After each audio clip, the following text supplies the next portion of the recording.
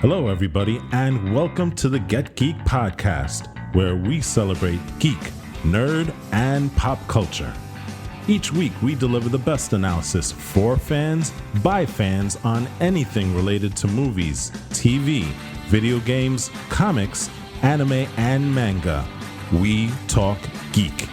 And now, here's the Get Geek podcast. Good day, y'all. Good afternoon, good evening. Welcome to another episode of the Get Geek podcast. What is going on, y'all, out there in internet land? I am Jose. This is AJ. Eli. And this is what should I call myself today? The Nine-Tailed Fox Walt, The heck? Nine-tailed fox Walt? something like that. I don't know. I mean, Something anime related, I guess. Yeah, I don't know. We're gonna come up with our names. Super Oh, not Saiyan again. Walt. Eli No. Bebop. Okay, no, you know what? This is AJ Joestar. There you go. See, there you go. No, Eli There you go. Brando. That's a simple enough Eli reference. Brando. That's it. Eli Brando. Ultra Instinct Walt.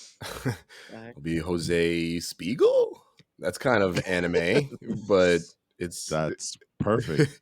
I mean, it works out for what we're going to talk a little bit about today. But first, let's do our simple disclaimers.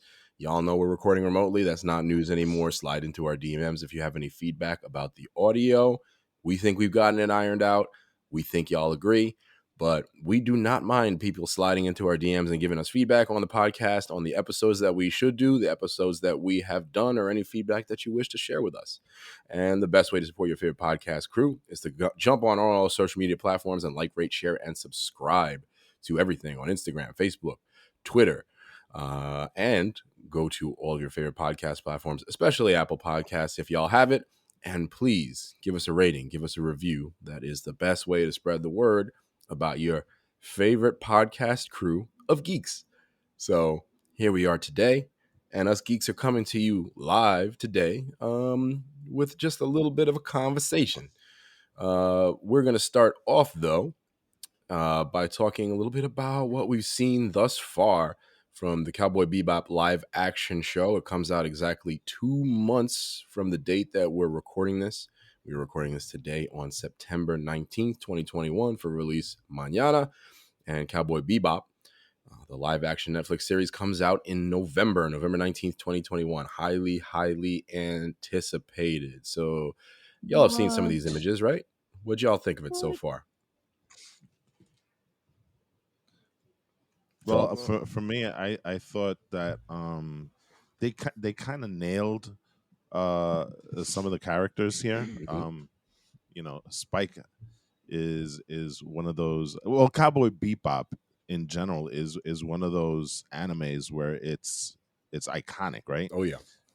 Literally, one of these shows that if you search up, top animes, those lists. Mm-hmm. Cowboy Bebop Yeah. will appear on every single one of them. Yeah, it's going to be either number 1 or top 3 or top 5 at worst on any list you look at. That's true. Mm-hmm. Exactly.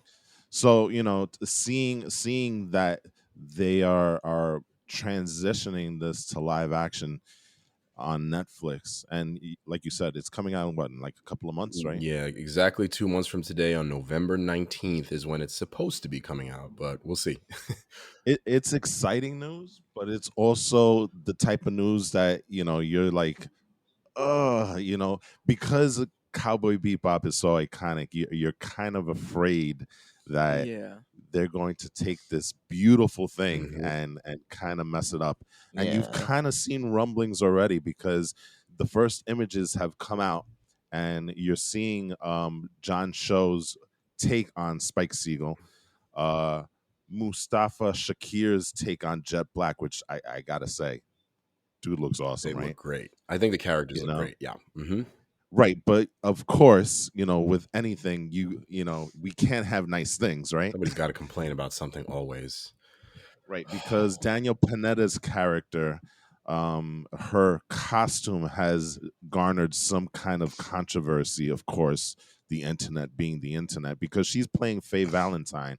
Now, Faye Valentine, if you guys remember in Cowboy Bebop, her outfit is What outfit? well, you're right. It's less than realistic. I would tend to say, Like any anime or comic book, really, right? right, exactly. Yes. But I mean, in this day and age, especially with how things are, it's kind of questionable. So they've updated her costume to be a little bit more functional And is- comfortable, and possibly. comfortable. And of course, the internet loses its collective, you know what. That I ish. don't have a I don't have a problem with it because you know what, you have to take some of these properties and kind of move them forward into this day and age. You know, Yeah. And my I think that's what they're doing, and I don't have an issue with that. But again, the purists and the, dare I say it, trolls of the internet sometimes latch on to these type of things and go wild with it. So I don't have a problem with the costumes. I think they look great. I think the actors that they've chosen look awesome. Like I said, I am just hoping that the director or um Yoko. does Well, Yoko Kano is, I think, is a consultant, not a director. Excuse me. Go ahead. yeah, the showrunner is Andre Nemec, Hmm. right? And I hope that he realizes that he's dealing with an iconic franchise and he gives it the respect that it deserves. So that's what I got to say about that. Yeah, the whole Daniela Pineda controversy kind of drives me up a wall, and I'm gonna go a little bit further and say that that's definitely a bit of misogyny because look, Hmm. I get it. And if you watch the whole Cowboy Bebop series, and full disclosure, it took me years to finally get around to it. I finally watched the whole thing in 2020. So I've seen all 26 episodes, but relatively Nice. recently. Okay. Mhm. Um, and part of her character is, yes, she uses her sex appeal to get over on other characters, right? Because they're bounty hunters. They're Right. kind of con men, quote unquote. So she uses that as a weapon, but I don't see why necessarily she has to be half naked in order to use her attractiveness and use that in this show. She can still Exactly. use those qualities in this show, and she can still have that agency. It doesn't have to be that she's like a freaking cartoon character, a mannequin with no clothes on. So I think it's going to be fine. I don't understand why like that's the issue. All the other costumes are perfectly accurate. Okay, they altered this one a little bit because nobody actually freaking dresses like that. So Yeah. yeah, I mean the Yeah. controversy is ridiculous in my opinion. My biggest thing is that if you tell a good story, then I'm fine. You know, if the story doesn't work, then who cares what the person is wearing? Yeah, That's the way I look at it. yeah, exactly. And I think that definitely gonna take a shot at a good story here. A lot of the original anime creators are consultants on this one, including, as I mentioned, Yoko Kano, who's iconic for the music. That's one of the things that's Nice. very iconic. That's good. So yeah, I mean, you guys you've seen a few episodes. I know that y'all haven't seen the whole thing yet, and I hope you get a chance to see it before the live action show comes out. But like Oh, the absolutely. music is one of the things that is considered the most iconic thing about the show, and it's like blues and jazz. It's like nothing like you've ever heard in anime before or since. So And and, that's gonna be and cool. listen, Hmm. just it's interesting to note that Cowboy Bebop and the music, um, the second show that was done by the director Hmm. was one of my favorites also, which is Samurai Champloo. Yeah. Hmm. And Oh, Samurai for Champloo, real? Yeah. yeah. And Oh, Samurai Champloo again is iconic for the way that they put hip hop, yo, into yeah. that thing. Hmm. And it has, as you well know, our boys here, we frequently listen to the soundtrack while we're driving. So Nujabes. the fact that they're consulting on the show gives me more, what's the word I'm looking for, More. Faith. more faith that they're Yeah. going to really be faithful to the themes of Cowboy Bebop. I don't need an exact screen Replica. Yeah. It's not gonna be. adaptation. Yeah, I don't need that, but I need it to be faithful to what Cowboy Bebop was. Like you know without spoiling it for y'all, it has to be a prequel. I'm just gonna say that it has to be what happens before, or it can be what happens during, in between certain episodes. Y'all have seen it's kind of episodic. It does have a narrative to it, but it is like a little bit like Adventure of the Week, but it's more than that, right? Because it's just a great show. I mean, in terms of music, and we're going to talk about some of our favorite animes of all time later. That's our main topic for the podcast today. But in terms of music, the beginning and ending theme song of Cowboy Bebop, these are all my favorite theme songs. I'll tell you that right now. We could jump into that, I guess, real quick. The beginning and ending theme song. There's a track from Attack on Titan season 4 that I love. The first opening of Full Metal Alchemist Brotherhood is an amazing musical track. And I think it was season 3 of JoJo's Bizarre Adventure, that like freaking rock thing. Dun, dun, dun, dun, dun, dun, dun, dun, dun, dun, dun, dun, Yeah, dun, dun. Stardust Wait. Crusaders. Stardust Crusaders. Yeah, I for- think that was the first what is track, that the song? first one from Stardust Crusaders, the first theme. Yeah, that's. I forgot.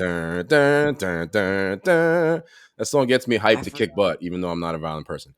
So yeah, That is like amazing all soundtrack. that stuff is iconic. And as far as Cowboy Bebop goes, I'm cautiously optimistic, I guess, like Walt, if the story is good. But I haven't seen it. I've heard very bad things about Death Note. So Netflix does not have a good track record for turning things into live action. Have any of you guys seen Death Note? Yeah. What'd you think of We've it, seen Eli? both. We've seen Well, both the animated series, the anime series, and we've also seen the live action. Yeah. I think this might be a symptom of me not having watched the anime, but I kind of enjoyed it. No. Okay. If you saw the anime, Like- though, it's a lot of people are not happy with how they did the adaptation. They're happy with like some of the CGI and how they did the character designs, but that's also what they're happy about so far with Cowboy Bebop. So I'm hoping that's not all we end up being happy about. You know what I mean? Okay. I was the interesting thing. Oh, I'm sorry. no go. Yeah, No, go ahead, Eli. Okay.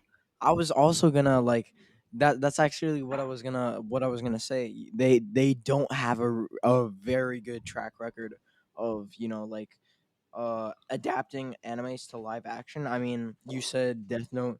Another perfect example, I think, in my opinion, is the Bleach live action. Which I kind of enjoyed that too. yeah, Have you and seen the anime, AJ? Huh? No, not really. It's like I feel like such a snob. Like the book is better, but like a lot of cases, that's what they're saying about these anime.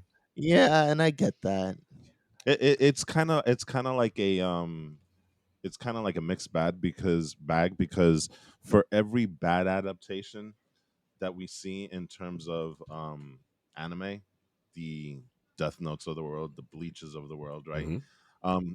You also have the really, really good ones, and one of my favorites would be the Rurouni Kenshin films. Interesting. Which I think is, if I and this is something that I think I've kind of told you guys it's a must watch. The Rurouni Kenshin films are really, really good, and they're adapting obviously both the anime and the manga. These are films that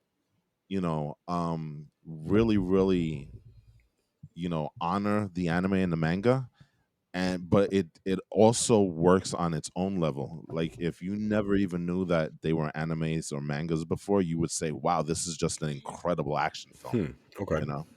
So there is a mixed bag. The one thing that again kind of worries me about Cowboy Bebop is the fact that the episodes on the anime are about 22 minutes long. We're now talking about hour-long episodes. And so, you're going to have to fill some time with that. But again, we're dealing with a different show. We don't know exactly what the show is going to be about. So I'll leave that as that, but it'll be interesting. That's something that regardless, we're definitely going to be on the lookout and watching when it does come out.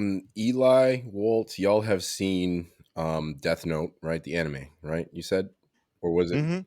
So For the most part, we Yeah. haven't finished Was it. Death You know, Note Yeah. well, as far as you have seen in the anime and the live action show, was Death Note an adaptation of the anime? Because the reason why I asked that question very quickly is because this is not an adaptation. Cowboy Bebop is not going to be an adaptation of the anime. That's actually what gives me hmm hope. It's based okay, on the characters from the anime, but like I good. said, it has to be either in between episodes or before, because the 26 episode run is very final. You know what I mean? I mean, Right. there's a possibility that you can move past it, but it would be deja vu. That's the only thing I can say without spoiling it. So, was Death Note the Netflix show an adaptation of the anime? And do you think that that's maybe a Well, reason why Yeah. it wasn't as successful? well, the thing about it, the the Death Note on Netflix was not really it was a film. So Okay. in Mm, that aspect, it's very difficult to kind of it follows the whole thing where it's like, what do you do when you have a large series but you're trying to condense it into an hour and a half, 2 hours? yeah, You yeah. know, That so truncating it really loses a lot of what makes these anime special, I right, feel like, and these mangas special. exactly. And so it was kind of an adaptation, right? It was kind of It like a is. reimagining, right? But Yeah. it pretty much followed all those points that are present in Death Note. Like the most major plot points are still stuck to, I guess. Right, exactly. Okay. I will say this: the casting of William Defoe as Ryuk Mm-hmm. was Yes. spot on. I will have to say that. If Yes. there's one thing that the film did right, Uh-huh. was casting that guy as Ryuk. Right? Do you agree, Eli? Yeah. It was a good That was choice. probably the biggest highlight of that film, right? Yeah, probably. But there's Death Note is a lot more complex, when it comes to the anime than the film, and I think maybe that's one of the reasons why the film suffered the way it did. Yeah. Okay. Yeah, this, like I said, I'm a little more hopeful, and the character that plays Vicious, who's one of the villains of the show, hmm um, Spike Spiegel's arch nemesis, is a good casting as well. Alex Hassel, I think, is going to be really solid as Vicious. If you've seen the show, if you've seen the character, you would know what I mean. He comes in an early episode, so you probably see him. Maybe you don't remember him super well, but in the early hmm episodes, he's the guy that Spike fights that has a freaking sword, and he fights him in the church. Um, and he's like a recurring villain in the show, one of the main characters. So the casting looks good. Just as the final bit of context, the show is a co-production between original series creators Sunrise Inc., executive producer, as Walt said, Marty Adelstein, Company Tomorrow Studios, and the producing team of Midnight Radio, Thor Ragnarok, and The Mandalorian writer Christopher Yost serves as producer and scribe for the series. And original series composer Yoko Kanno is returning to provide the adaptation with music that is sure to kick some ass as well. Pardon my French. But that's from Collider.com. So a lot of the original creators are coming back, and a lot of really talented people that made some shows that we love and movies that we love, like Thor Ragnarok and The Mandalorian, are serving as the creative talent in terms of writing for the show. So That that works. gives me a little bit more confidence that it's going to be something really, really solid. So yeah, that's Cowboy Bebop live action. We're certainly going to have an episode about it when it comes out. Oh, absolutely. And yeah, you guys should definitely take some time, catch up slowly but surely. You got a couple of months. You got 22, 23 episodes. They're 22 minutes, so it won't take you too long to run right through it real quick. I'm running through Banshee season 3, by the way. I know you'll be happy about that. And I'm running through Ted Lasso It's good, season 1. right? Ted Lasso is funny. I think it's a fun Ted show. Lasso, it is probably one of my favorite shows right now. I thought it was going Just to because be, just because it's funny, but it's also inspirational at the same time. yeah. With all of the lassoisms and whatnot. I don't want to get off topic, but like, yeah, like for sure, it's a show that I'm enjoying, and I thought I was going to be so annoyed by the relentless positivity on the show in the first few episodes. I was hmm like, oh my god, it's going to be saccharine. It's going to give me diabetes. But after a few episodes, it's way more clever than you realize. It's way more than just like a positive, happy witticism like show that it seems to be. So Hey, It's there's a enjoyable. reason why it garnered. There's a reason why it garnered 20 Emmy nominations. So, Yeah, um, it's on. It's definitely it's like butter because it's on a roll right now. it's one of the hot shows on TV right now. There's no doubt about that. So I guess let's jump into the main conversation for today, which is, of course, still anime related. I wonder if one of y'all wants to volunteer to start and answer this question first, because we're talking about some of our favorite anime of all time. We're going to talk about, I guess, our favorite anime of all time, which, of course, can adjust. Time changes things, but I have one in Oh, mind. sure. Does anybody want to get us started with their favorite anime of all time? Eli, AJ, I don't. Walt? It's kind of weird for me because I have a lot of favorite anime. Yeah, So I know. So do I, but I can pick yeah. one that's like really. If anything, you could just say it's your favorite anime right now, because I Okay. think we're all such huge nerds, right? That it's hard to pick a favorite anything ever, It really, really right? is. Yeah. Mm-hmm. I mean, we've had our episodes where we Um. picked our favorite characters and our favorite movies, but who knows? But a lot of that's probably changed since we had those. Sometimes it changes just based on the time of day. Yeah, You know. what Yeah. you're in the mood for. But like for right now, Eli, for this moment in time, on September 19th, 2021, what is your current favorite anime of all time, quote unquote? So honestly, oh shoot, these two. Okay, so the show that I'm about to propose, to this thing, yeah, Mm-hmm. is I haven't even finished. So technically, does that still make Yes, it? yes. Yeah, yeah, I'll yeah. say Okay. I'll say that only So because mine is still on. It finishes in January. The anime that I'm watching. That's a hint. But Mhm.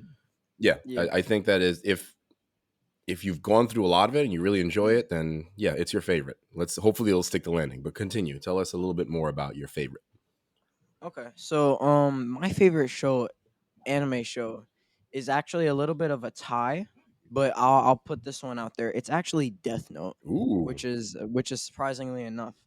Um, interesting. Death Note Okay. is like probably the first anime that I was ever introduced to. Mm-hmm. So, of course, it's gonna hold a special place in my heart for that. But it's not even just that. The it starts. I mean, you obviously know the premise of Death Note. Mm-hmm. Mm-hmm. Like some sort of. I think he's a high school Yeah, student. Light Yagami. Mm-hmm. Light Yagami. He gets a hold of a book that's dropped by shoot, what do they like? Not the demons. No, the death gods, right?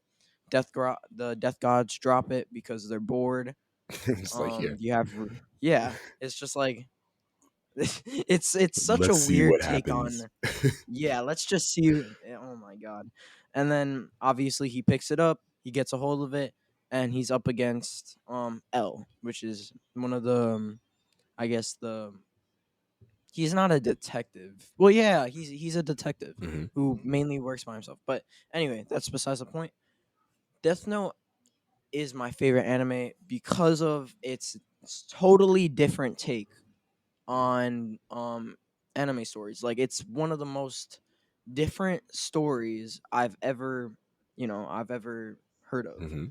Um and one of the things that really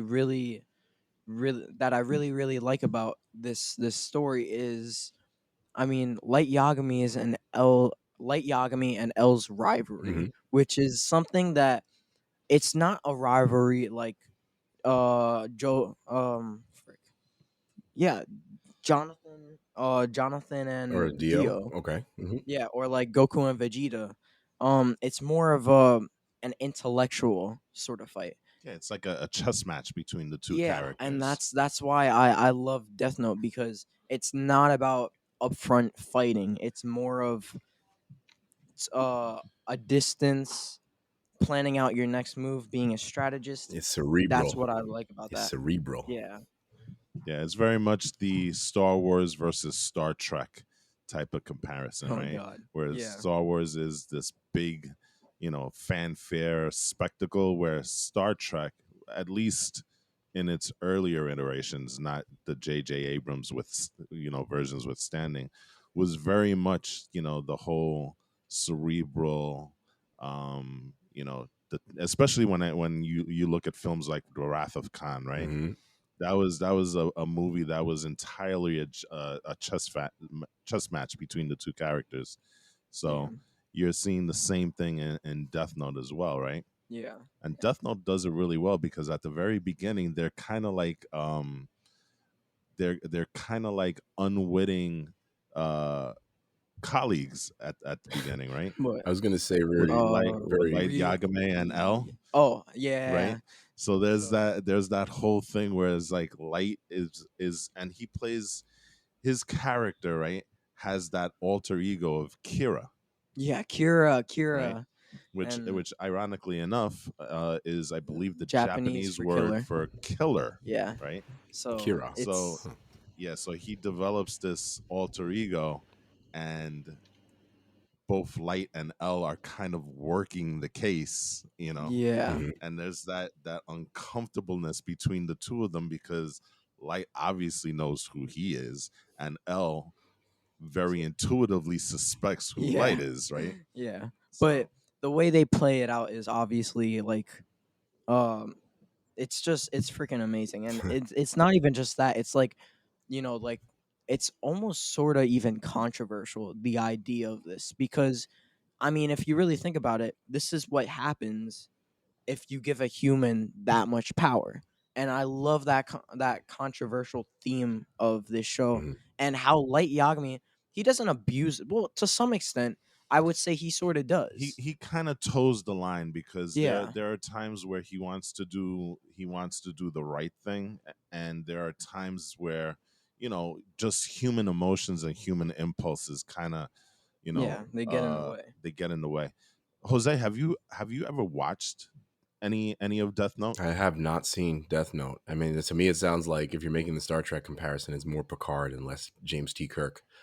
It's more cerebral and less punching stuff. So, like, that Yeah, sounds there's interesting. very rarely do you see like a fight scene. That's not this I type of haven't. show. Yeah, there is It's none. more almost like a crime Is procedural. it like a Yeah, and crime, that's like awesome. horror story type thing a little bit? Also, does it have like elements of horror, or is it lean away from that? Is it more like No, not film noir, even. maybe like that kind of crime It's story? it's a dark film, but I wouldn't say Yeah, that it's because yeah. I guess the horror aspect would be the death Mm-hmm. gods, you know, and the way that they are, but it's very much a like a crime procedural because you know what, it's one of these things, and just to get into the aspect of what Death Note is, the Death Note is a book that um the person who holds the book, the wielder of the book, can literally write into the book and Yeah. kill the person based on what he writes on. So, like, let's say, for example, I have the book and I say, well, you know what, this person is going to die by decapitation due to a car accident at 7 o'clock in the afternoon. Well, that's going to happen. And it Mm-hmm. has to be, but the thing about it is it has to be super specific. You can also change the details of what he does, what she does before they die. Mm-hmm. And the way that they sort of use that and sort of, I don't know, even twist it a little bit around, right? Hmm. It's just weird to see. It's just yeah. Yeah, so it gives the wielder an incredible amount of power, and that's basically, the conflict that you'll see. You won't see the traditional, fights between characters and stuff. It's basically, when I'm writing something down, somebody's going to die, and then it's just figuring out how to stop it and how to stop this Kira person Mm-hmm. from continuing to do this. And in some aspects, Light Yagami does use this power for good, like I said, but then sometimes there are these natural human impulses and emotions that kind of get caught up in his decisions. So, Mm-hmm. Yeah. and L is part of a task force to stop Kira, and he's like one of these very eccentric but Yeah. extremely smart and intuitive characters, and he's always trying to find a way to kind of stop this Kira character from doing what he's doing. And Kira, interestingly enough, Kira becomes a character of kind of that's almost held reverentially, right, to the public. He becomes kind of this folk hero.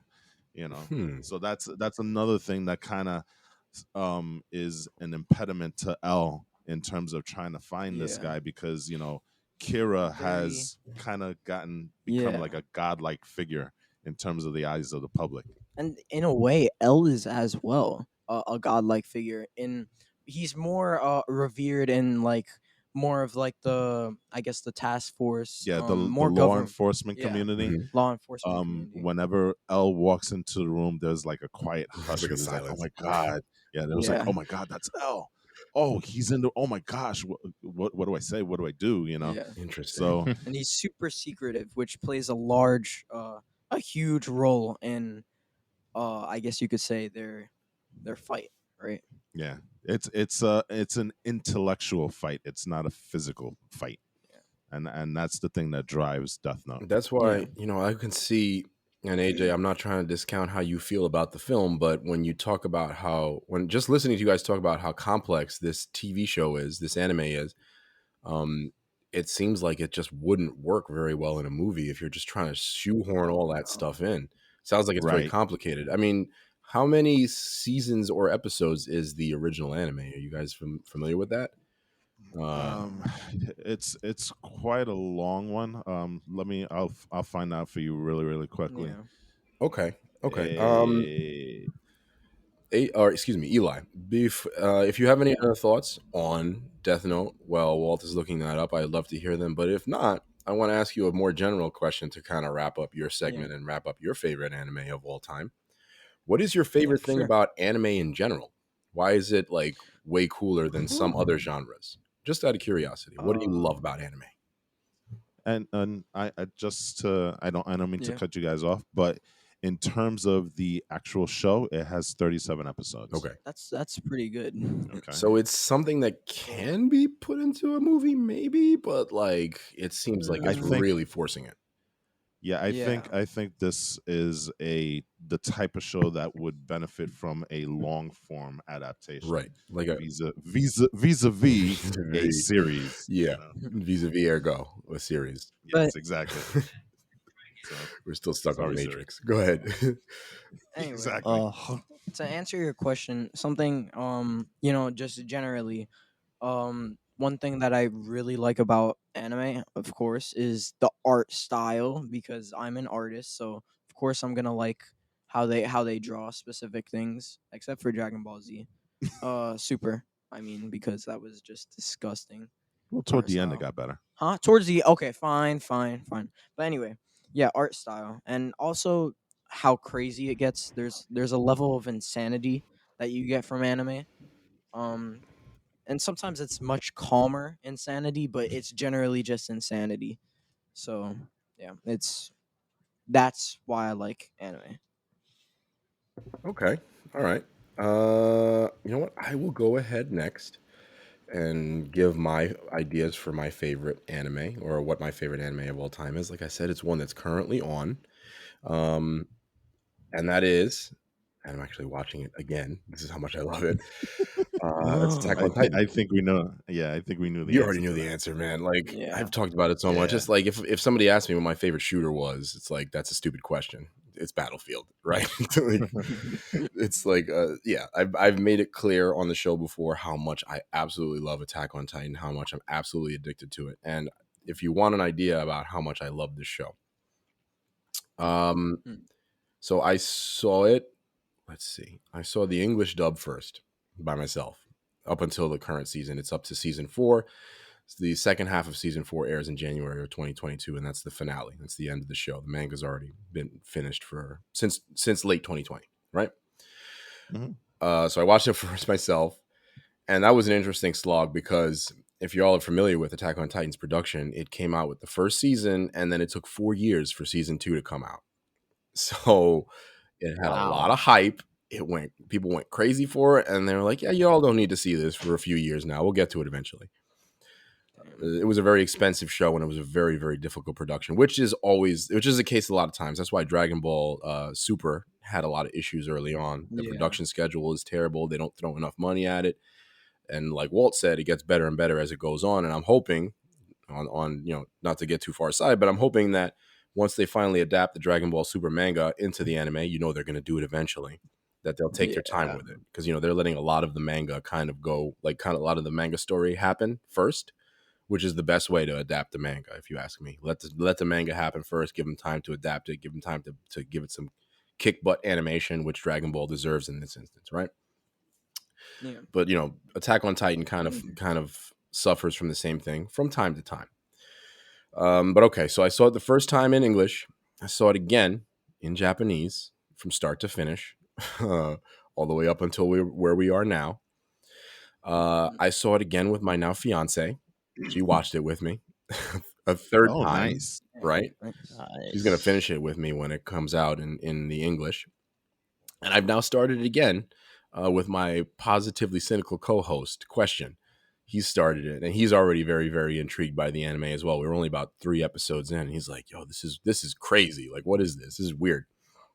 Quick question, and I'm sorry to kind of cut you go off ahead. here, but is your friend's name inspired by the DC character, The Question? I just want to know. That's been a burning question at the back of my mind. I think it's more inspired by the Riddler, because he loves the Riddler. Oh, okay. And it was also a moment in one of our first episodes where like I started like, I don't know, it was a play on words, and he was like, what should my name be for this show? And I was like, that's the question. And then it ended up being Question, kind of. But he's a big Riddler fan, so it probably kind of relates to that. So like he started watching it again. No worries. This is about our favorite anime and all the experiences surrounding it. So that's totally okay. Yeah.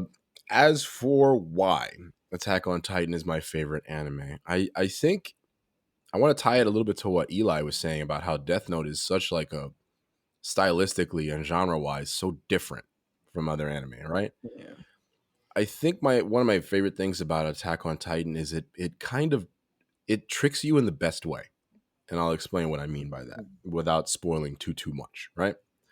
The first couple of seasons are straight shonen manga. It's like straight up like, here's some monsters, here's some guys with some cool swords and some Spider-Man freaking ropes flying around some trees.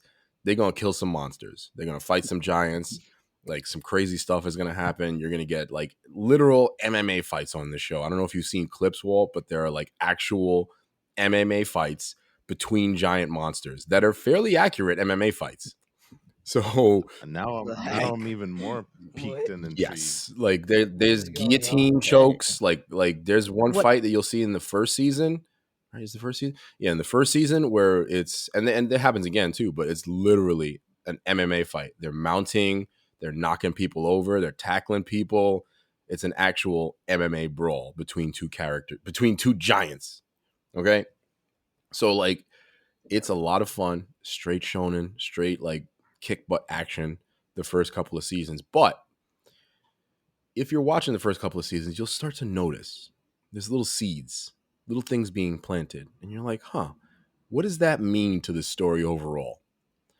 And I think that this is another reason why I love the show. The writing has so well planned out that there are things you're going to see in season 1 that will come back 3 seasons later and make a massive difference, or 2 seasons later, or a season later. There isn't a detail on the show, save for one, or a plot point, save for one, other than the ones that have come up in later seasons that they'll probably resolve here in the final season. There isn't a plot point that hasn't gotten at least a decent explanation for me. So the writing on the show, I think, is fantastic. Like, especially like on a rewatch, because I've seen it so many freaking times. It's like the Matrix of like anime for me. I go back and see it again and again. On a rewatch, when you watch it and you see these details in season 1, you've already seen the first 4 seasons. You're like, holy heck. Like, I can't believe that I didn't see this 3 seasons ago or in season 2 or whenever else. So I think that that's something that I love about the show. Another thing that I love, talking about, again, getting back to what Eli had said, I love the fact that you get a straight shonen manga in season 2, and then it does like a genre type MCU thing. Season 3 is almost like a political thriller, and season 4 is like an entirely new show altogether. Like the context of what the first 3 seasons are about gets quote unquote resolved. Not exactly, but it resolves a lot of the things that are going on in the first 3 seasons, and then season 4 goes to a totally different place from the first 3 seasons. And you can tell that by season 4 they're starting to believe the hype that this is like prestige anime, because the production value goes up, the writing goes up, the amount of dialogue has increased. There's action in season 4, but like it's a lot more segmented to tell the story a little bit better. And one of the other things that I love about it is talking about Cowboy Bebop. Cowboy Bebop was one of the best dubs, if not the best dub in anime just ever. Like, people will tell you, watch the English version. This is the only anime, Cowboy Bebop, where people will tell you, watch the English dub. Like, and they'll say it's okay to ignore the Japanese dub. I wouldn't go so far as to say that Attack on Titan's English dub is better, but it solves a lot of the issues that we see in anime all the time that we're kind of okay with. But like, when you're translating and you're lip syncing certain things from Japanese into English, a lot of the translation is a little strange. And in Attack on Titan, whoever is writing the translation is an excellent writer in Japanese and in English, because it makes sense in an English or American context, which sometimes, and you know how anime is, like sometimes there's certain in jokes and certain cultural things that get translated over, and we understand them because we're anime fans by now. But it's really nice and refreshing to see an anime where they took some time to think about the American context of the story and the American context of the dialogue. So it's beautifully animated. And by the way, some of the voice actors, one of the main characters, Captain Levi, that's the English voice actor for Jotaro. There's some dope voice actors on this show. That's just an example. And like some of the writing for each character is just absolutely amazing on this show. Like, some of my favorite characters in all of media are on this show. And I've said it before, I'll say it again. Up until where we are at in season 4 right now, this is probably not just my favorite anime of all time, but this is approaching one of my favorite TV shows of all time, period. That's high praise. That's how good the writing is. Like, the writing is amazing, at least in my opinion. That's my opinion. It's my favorite anime of all time. I know some other people who really, really enjoyed it. I know some people that went through season 1 and they hated it and they never saw it again. So, to each their own. But I think that that's the thing that I really, really, really just love about Attack on Titan. Like, you think you're going to get one thing, and the show consistently kind of trumps your expectations, kind of changes your expectations, takes it in a different direction. And indeed, by the end, you're getting a show that, like, some people call this the Game of Thrones of anime. That's the comparison that you'll hear. It's funny you say that, because my selection, I'm going to compare it to Game of Thrones also. And maybe I was just literally thinking about that, but like, no, I'm sorry. Just I had to put that point out there because it's just making me laugh. It might be a more apt comparison, to be fair. I think the reason they call it that, though, is because it's gotten to the point where it's like prestige, must watch. There's certain characters that are like your characters. It's not as bad as Game of Thrones, bad, quote unquote, where they're just killing characters left and right, but they certainly don't necessarily like give characters plot armor on this show. Like, if there's plot armor, it makes a heck of a lot of sense in most cases. And there's some instances for sure, but like, it's not as bad as, like, say, by the time you get to Game of Thrones final season, where people are being attacked by a bunch of whites and like they're on the floor, like being swarmed by like 50 of them, and they just like scream and survive, like, somehow. None of that kind of plot armor, right? And so far, season 4 of this show has stuck the landing, in my opinion, far better than Game of Thrones season 7 or 8 have. So, and I mean, just some of the characters, like I said, the way that they're written is absolutely amazing. The main character will annoy the heck out of you for a couple of seasons until you start to understand what his reasoning is. And by the time you get to season 4, he might be one of your favorite characters. I think that's the thing that's so wonderful about the show also, is like, it's also got a fun sense of moral ambiguity. Your heroes aren't necessarily the heroes of the story on this show. And I kind of love that complex style of storytelling in anime. And to kind of close out my thoughts on Attack on Titan, which I've talked about ad nauseum on this podcast before, so I'm not going to go too long on it. It reflects one of my favorite things about anime, and it's basically the same thing Eli said. Anime is so cool because like you can get an anime about girls working out in the gym.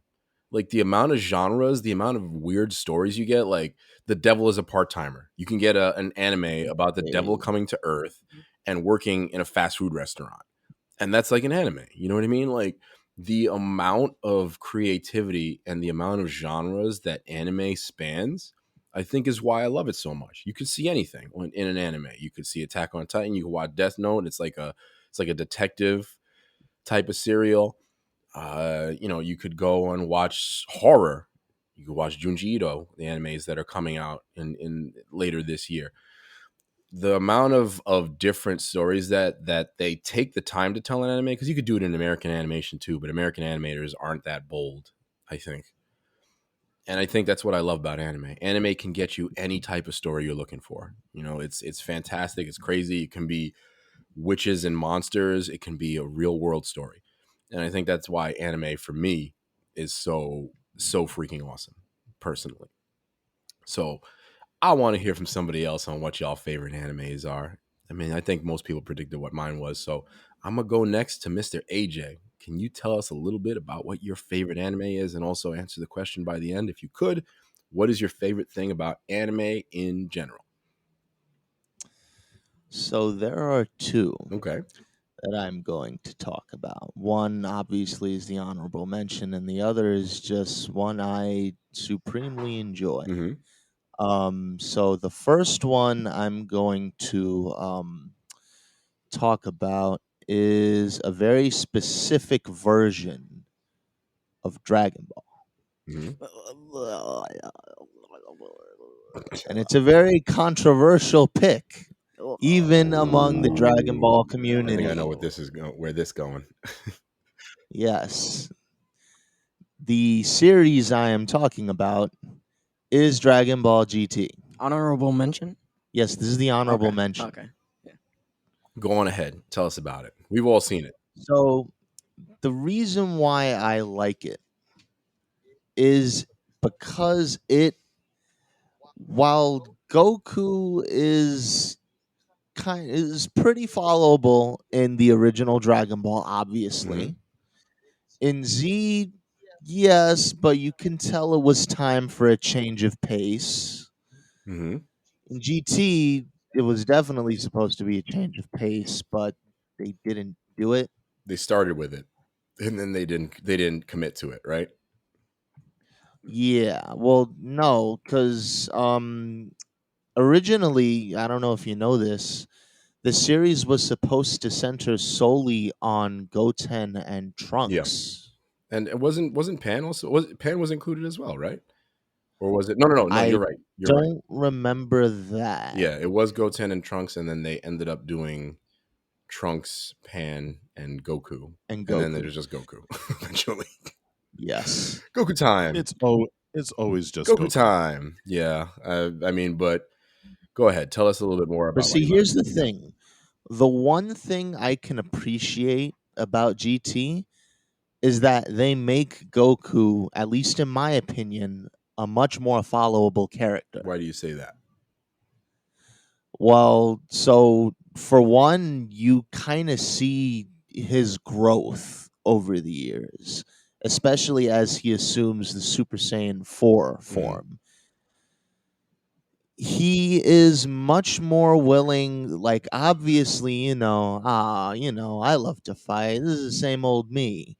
But I feel he's a lot more willing to do the deed in terms of killing the actual villain and not have as much fun with it.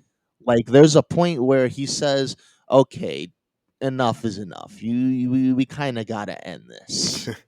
Whereas in like Super, which understandably it is a younger Goku if you're comparing the two timelines, but in Super he's honestly a flat out villain.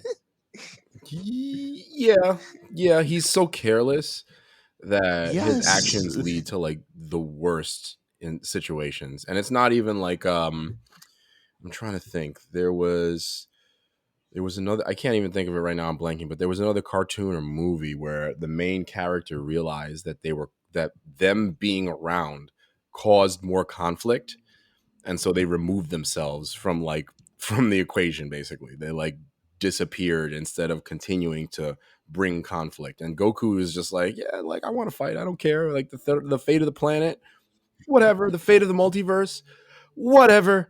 My boy Zeno, I mean, if he wants to destroy us all, at least we get a good tournament out of this. So like, yeah, I see what you're saying. God, I could not stand He's that. so I'm carelessly sorry. stupid. Like, he's kind of like what's happened to Homer Simpson over the years. Homer Simpson was like a cool, like loving father, even though he was kind of adult in the first 10 seasons. And like now he's just a narcissistic jerk in the Simpsons. And that's kind of what Goku became in Super. I agree with you on that. Yeah. And then I just kind of, I love the arcs. I like what they did with the Dragon Balls. Mm-hmm. Baby is obviously one of my favorite Mm-hmm. villains. Super 17 was kind of flat, but it was okay. Yeah, Super 17 was weak. I feel like Super 17 and Lord Lude were like, no, we don't need this. Oh my god! Right though, like we didn't need any of those characters.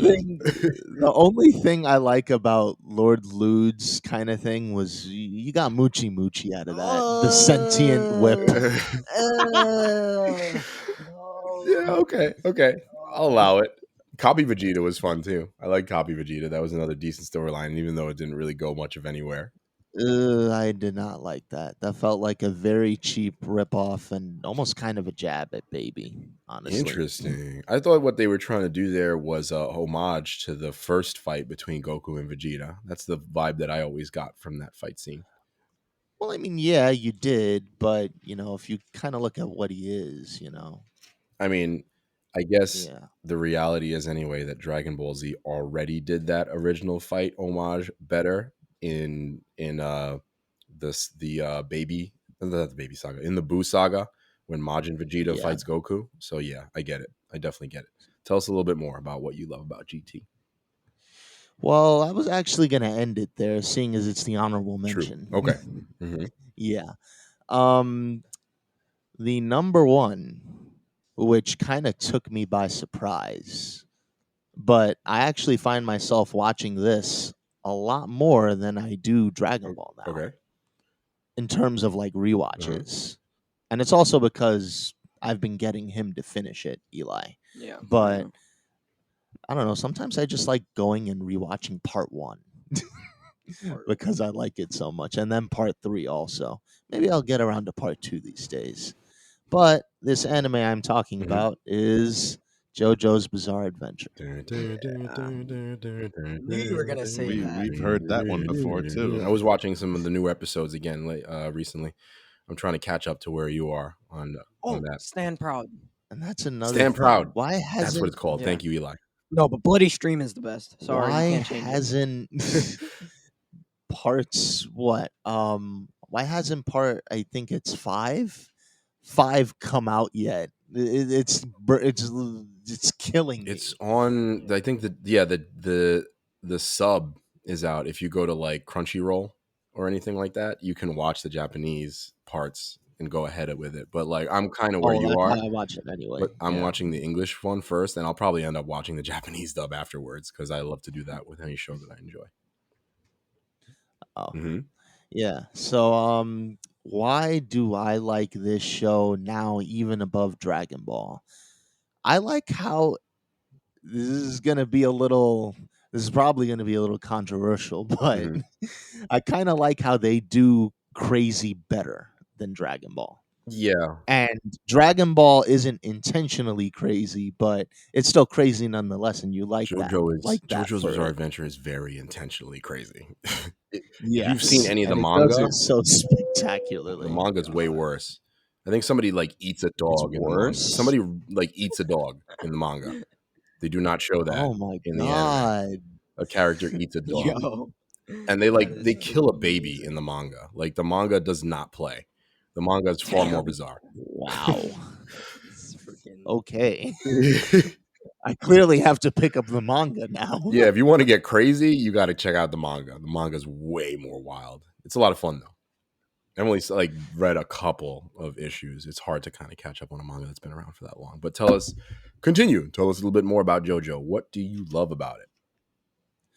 So initially, what kind of caught my eye with this show was that, well, first of all, when you look at part one, Mhm. the time immemorial, just the best guy of all time, Jonathan Joestar. He is Like, I know he's a pretty seemingly simple good guy, like I stand for righteousness and all that, but there's just a way he went about it that was just so like it was a thing of its own. Mhm. Like I just like how how well written he was, like in some respects, like just like his interactions even with villains. It was kind of, again, this is gonna be a little controversial. It was almost like Jesus like or something. I don't even know. No, I agree. He's the best one because I loved how one of my favorite gimmicks of his was how he would tell the villain. He's like freaking Conor McGregor. He would be like, "I'm gonna beat you like this," and like then he would proceed to actually beat them in exactly that way. I thought that was something that was always fun about his character. And okay, so this is a bit of an odd comparison, but he gave me like a little bit, not necessarily anywhere near this, but he gave me like, because of his quips and the way he would like kind of get inside villains' heads, he gave me like a Spider-Man vibe. Like Spider-Man like messing with villains, trying to like throw them off by joking with them and like messing with them. So I enjoyed his That character sounds that more way like too. Joseph. All right, am I picking the wrong one here? Oh, you're right. Yeah, You're that right. sounds more like You are right. Joseph. I'm sorry. I like Joseph, and I'm a jerk for messing that one up. Jonathan is more the straight character, right? He's like more the straight man. Yes, Yeah, he's like the super straight Yeah. No, arrow. I love. Like if you put a straight arrow next to him, it will either like break or say you are the real straight arrow. Yeah. Yeah. I'm sorry. I totally like lost some geek cred there by getting those names confused, but I definitely do that every once in a while. Yeah. Yeah, it's hmm fine. hmm But yeah, that's the other thing. Joseph, Joseph is amazing. Also, like for exactly the reasons you Yeah. said. Just his whole like, and next you're gonna say, and then they actually say it. Yeah, I love that about his character. I think that's kind of what I love about the show. Like you do, it's kind of self-aware. It knows what it is. It almost gets meta yeah. at times, but it's just like, yeah, we're having fun with this, and we don't care what anybody thinks. It's just crazy. Yeah. hmm And then the way they play off the villains is also pretty amazing. Like with part one, you had super straight arrow Jonathan, hmm but then you also had the most crooked arrow in the universe, Dio. God, Yes. hated that guy. hmm I love He that like guy. the one thing I like about that writer, he knows how to make you hate someone. Oh yeah, Like Jesus. Dio is the best because he's the worst, basically. Yes. And it's amazing. Yeah. And I just like his comeback in part three. Like, I kind of wasn't expecting it because I really thought he just went down in part one. But part three was just kind of like, nope, he's here and he's back better than He ever. knows. It was a little annoying that he was like saved for like the very end, like the absolute Yeah, end, like 2 to 3 episodes just end. like a final battle. That's about it. Yeah. But even then, he was as enjoyable as he was in part one, to be honest.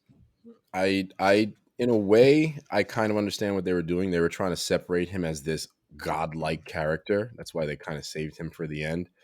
But I agree. He's such a fun character. His dialogues are so freaking good. His monologues are so good that it would have been really, really nice to see a little bit more of his character in that season.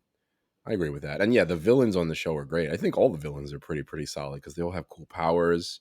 I mean, the low level villains are silly, but like the bigger villains in the show, they tend to be really, really interesting characters and really, really cool characters, I think. And then, I mean, you got to love a show that like decides to make a Nazi one of its heroes. von Oh Stroheim. Oh God. God. Yeah. That I'm was being awful. sarcastic, Oh but boy. wow. Oh boy.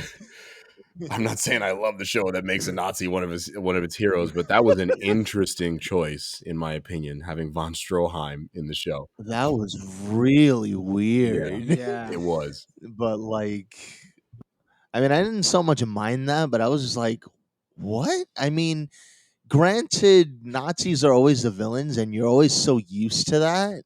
So I'm not gonna say it was a nice change of pace, but it certainly took you aback. If that's what he was going for, he did it Oh perfectly. yeah, he definitely pulled that off. Yeah. And then I guess just to kind of close JoJo's out, like, it's awesome how crazy it is. Part four, it was okay. I felt this was one of the weaker seasons only because it introduced a really interesting premise, but didn't, in my opinion, do that much with Ooh, I'm it. still going through it, so I will definitely. Yeah, I'm Yeah. not gonna spoil it. The one thing I will say about it is once you eventually like get to who the main villain is supposed to be, he's kind of he's okay, you know. Okay. Like he has an interesting premise about him, and the way he goes is certainly unconventional. There's only honestly there's two things that I haven't liked about the show so far, and it's two characters that I think got done dirty. To be very honest, um, first of all, they did my boy Avdol dirty twice in that Yeah. season. I think you know what I'm talking about, AJ. I thought he was such Yeah, a I cool know. character. Eli doesn't quite yet, but Well, he the will know. first time, even still though, that was sort of messed That up was though. dirty, bro. Yeah. They did him so dirty. He was one of my favorite characters in that season. And they did my boy Kakyoin, Gohan. They did him super dirty too at the end there. I get that he was supposed to be like something to kind of help the main character accomplish something, but man, I feel like they did him so Yeah, dirty in the it end was there. sad. You know what I mean? And especially when both of those characters got sidelined earlier in the season and then for it to happen that way. But I'm not going to spoil it any further than that. That's like honestly the only thing that I was kind of Yeah. like, oh man, those characters are so good. I wish they had used them a little bit more, expanded them a little bit more, and maybe that the outcome were different for those two characters. That's personally how I feel about it. Yeah. And so I guess I'll close out now with what I like about anime. Mm-hmm. Well, it's kind of a fusion of what a lot of people have said Mm-hmm. already here on the Mm-hmm. podcast. The art is certainly something that is super alluring. Like, and I just love how it contributes to the overall storytelling of it. Like, just looking at Dragon Ball, each transformation kind of like has a story of its own. You have I'll give you this, the Amazing, timeless amazing, story of the legendary Super Saiyan, not amazing, LSSJ, regular SSJ. Mm-hmm. amazing story. You have the whole thing with Super Saiyan 2. Super Saiyan 3 was kind of, it wasn't really there, but it just kind of looked visually cool, and that on its own made it cool. It's your favorite transformation, isn't it, Walt? Super Saiyan 3 only has a story if you've seen the I movies. do. That's the thing that annoys me about it. You have to watch some of the films to Mm. get a better idea of what Super Saiyan 3 is. But there that look does it is a look that I do like. The general insanity of that hair is just awesome. Yes. Plus that his Yeah. demeanor is cool, I think, when he's Super Saiyan 3 and Super Saiyan 4. He's Yeah. more like I think Eli said earlier, he gets more down to or like AJ said Shoot to earlier, he kill. gets more down to Mhm. business, you know? Yes. And so I just like how visually compelling it is and how it adds to like their storytelling. I like the stories they tell. Like you said, Jose, Mhm. there's such a diverse uh there's so much diversity in anime. Like it's amazing, you know. You really can't go wrong. No. if you just like decide, oh well, this just looks Yeah. interesting, why don't we have at it, you will 9 times out of 10 guaranteed like it, like it or love it. Yeah, exactly. It's always entertaining. I feel like because it could partially because it is so out there and it tries to tell such like crazy stories, for lack of a better term, right? Yes. Mm-hmm. And yeah, that's really what I like about anime. And those are my two, well, one again, the honorable mention, but my favorite anime as it stands. And now, last but not Yes. least, Tell us Walt. a little bit about it, The, sir. so, as the elder statement of this podcast, right? Ooh, I have some thoughts. Go ahead. I'm Yeah, curious. I've been here quite a while. It's interesting. I'm gonna frame this discussion a little bit different from you guys because I think you guys mentioned your favorite animes first and then why you loved anime. I'm gonna go the reverse on this Okay. one because I think, like I said, me being the old guy on this podcast, I think it'll frame my conversation a little bit better. Um, as a child of the 70s, yes, I'm dating myself here, so damn, I feel old. But anyway, as a child of the 70s, I think I've had probably the earliest exposure to anime than probably any of you guys here. One of my earliest recollections of watching an anime goes back all the way to Battle of the Planets, which is probably something that not a lot of people recognize right I don't know now. what you're talking about, but I love it. But this was one of the most popular shows back in the 70s. It first aired in 1978, and it was an adaptation, an American adaptation of the Japanese anime series Science Ninja Team Gatchaman. Yeah, I don't know what Okay. that is either, but I love it.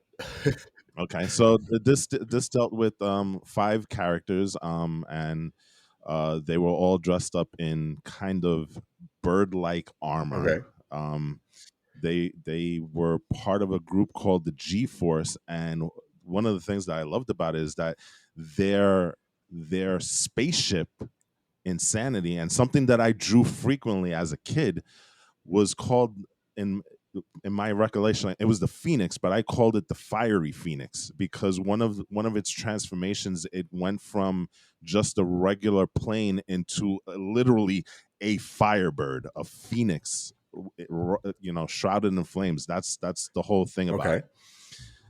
And so that was one of the things that kind of got me into anime, that particular show. And like I said, it was a very popular show back then. Apparently nobody knows about it now. We're all just like, But yeah, yeah. yeah, but if you check it out, if you go on and check it out, you'll see why I was attracted to it because the character designs were interesting. That spaceship was incredibly awesome. The transformation into that Firebird was one of the things that was a revelation to me because at the time I was watching stuff like Bugs Bunny and Woody Woodpecker and stuff like that. So this was something new and different and totally, out of the realm of like what in the world is this thing. And me as an artist back then, I used to love to draw. This was one of the things that I was constantly drawing, because it was just the character design, the design of all the things on it was just super spectacular. That led me to continue to watch more stuff, Voltron being one of the other I'm ones. waiting for one in But particular. really, I hope. I think it's coming I right think now I know. because Yeah, go ahead. the thing that really cemented my love for anime was the Robotech series. Yes, I almost knew that was coming. I remember we used to read the comics and watch it well, I was a kid. You were a little bit older. Yeah, and particular one, a lot of people kind of go to the Robotech saga in terms of the Macross saga, but I was actually more of a fan of the third iteration of Robotech, which was the new generation. And again, one of the things about that show was the character design, and one of my all-time favorite mechs came out of that thing, which is the the Robotech Cyclone armor. Remember when That I like was hallucinated the night before I bought that toy when I was a little kid? that is probably, and it still remains one of the best versions of mech in all of anime for me. That Robotech Cyclone was amazing. But as well as the visuals were, I think the thing that really, really inspired my love of anime was the fact that they were telling adult stories. Yes. It was such a different thing from, like I said, all of the stuff that I had seen before in terms of like Bugs Bunny. Hey, Bugs Bunny is awesome, right? Bugs Bunny was a different in a way because it used comedy, but at the same time, if you really, really look at what Bugs Bunny was doing back then, especially earlier, much more before I was born, Bugs Bunny was kind of used as propaganda as well. They did use it during World War II, I believe, to kind of get everybody on board that Z Germans were the bad guys. Yeah. So, but as it never really had that type of feel that Robotech gave me. I mean, Robotech dealt with themes of loss, with themes of romance and love, and these were things that we weren't seeing really, in American animation. And so, it was cool to see the visuals, but to have that story and be so impactful when I was a kid in the 80s when Robotech came out was just one of these things was like, wow, you can no longer say that animation is just for kids, right? This was kind of the thing where it's like, you know what? Oh, you're just watching a cartoon. No, not really. So that's kind of the things that really got me into anime. It was it was not only the visual aspect, but really the storytelling that really cemented my love for anime back then. So that being said, now that you know my background in anime and the reasons why I love anime, let's get to my favorite anime of all time. And again, like you said, it's always subjective, right?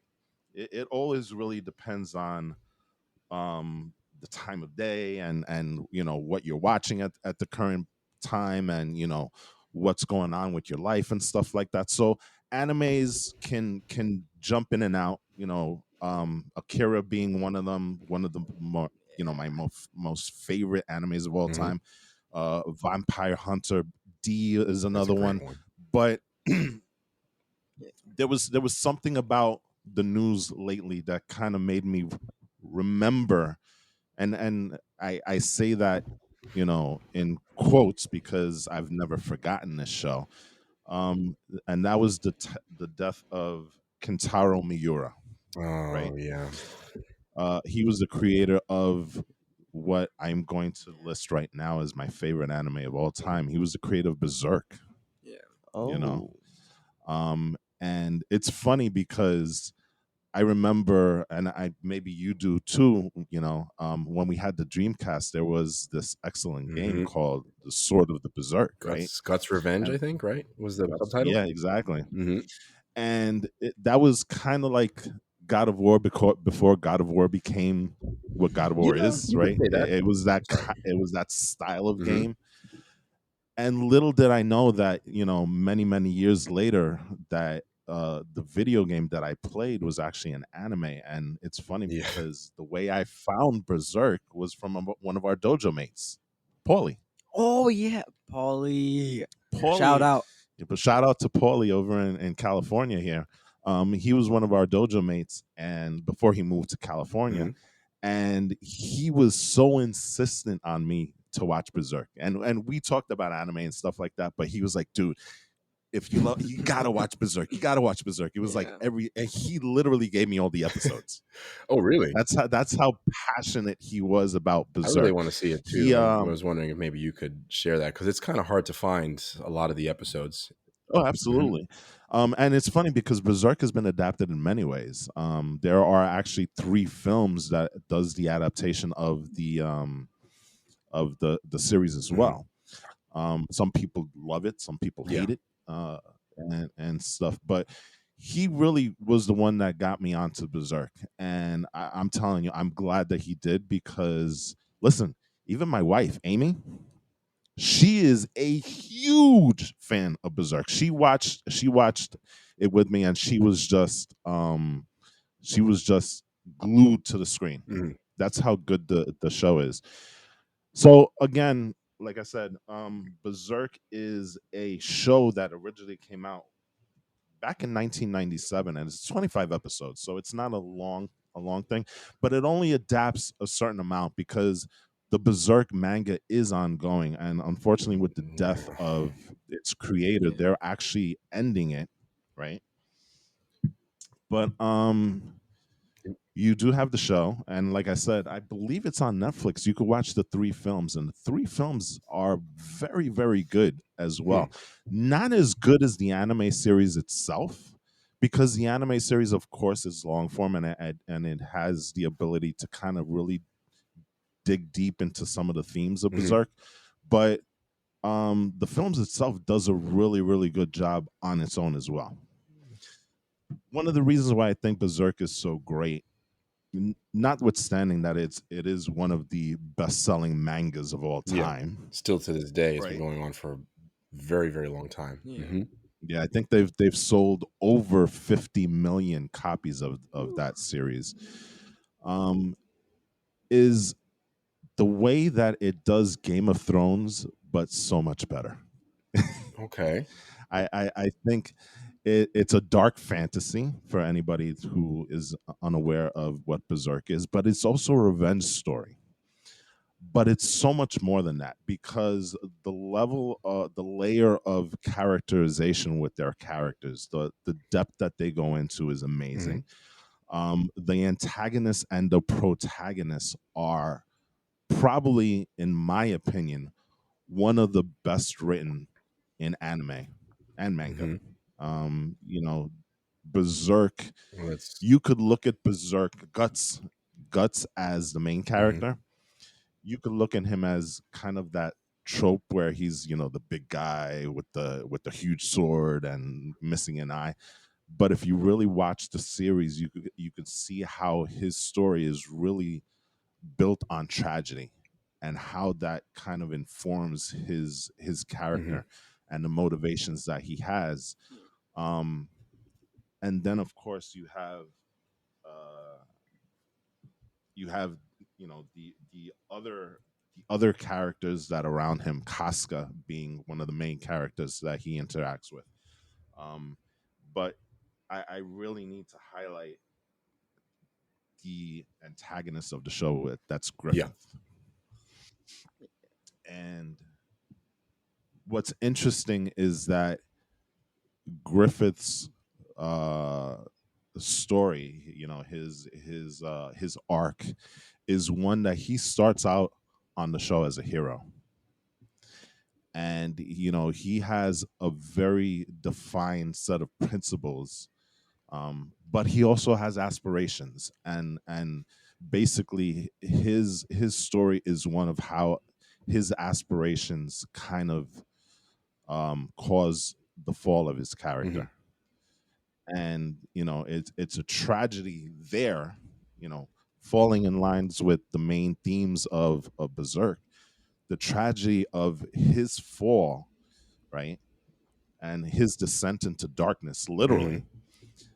And at the cost of the friendship that he has with Guts. And that's one of those things that it's like, you watch the show, and it's just amazing how they framed these relationships. And again, the spectacle of it, it's an amazing show in terms of action, right?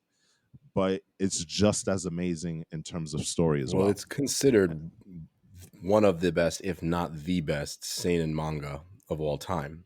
So I can definitely see why that comparison is kind of made. Like, I mean, it's grounded in a reality, so it's grounded in characters rather than spectacle. Even though it is a great spectacle at times, Right. right? And it's you're setting the whole story in the medieval times and stuff, which adds something to the whole thing in terms of, the nobility of everything that's going on, and the again, the spectacle of it, and whatnot. But there are, especially once you get into Guts's backstories, everything that happens on that show is for a reason. There's nothing that they really forget. It's, like, there's some shows that they throw something in there and you think it's like a big thing and it's going to serve the plot, and then they never go back to it. That doesn't happen here. They tie everything back together, and like I said, especially when you're ending that golden arc that they have, you're devastated by the time that you get to the end of the show. It's just one of these things where it's like, to see how Griffith fell, and the betrayal that he has to the characters that looked up to him, as father figures, as this hero, as this godlike figure for them, and to see him betray them all at that very last moment. It stands as one of these things where it's like, it's shocking in the way that it happens, and a very adult theme series. It's not one that everybody can get into. It's very, very, very dark, but like I said, it stands as one of my favorites just because that story is just amazing. All right, so we got our 4 favorites in over here, our favorite anime of all time, and like we said, this may change over time. If Attack on Titan doesn't stick the landing for me, we'll see what happens. But this was a good conversation. I loved having it with y'all. Another great conversation of the Get Geek podcast. So let's wind it down, y'all. Let's do our final disclaimers. As usual, we record remotely. Slide into the DMs if you got a problem with the audio. We think we've done a great job. Any feedback is appreciated on our DMs regardless. Let us know what you think about this episode. Let us know what you want in future episodes. The best way to support your favorite podcast crew is to support us on all social media and all your favorite podcast platforms. On social media, look us up at Get Geek Podcast. You can find us on Instagram, on Twitter, and on Facebook, as well as many other social media platforms. And the best way to support our podcast, the absolute best way to support the podcast, is to like, rate, share, subscribe, and rate us on your favorite podcast platform, especially Apple Podcasts. Apple got that clout. Y'all know how it is. But yeah, we appreciate you joining us for another fun episode of the Get Geek podcast. And y'all know what there is left to say at this point. There's only one thing left to say to you all, and that is for everybody out there to stay geeky, my friends. Stay geeky. Peace.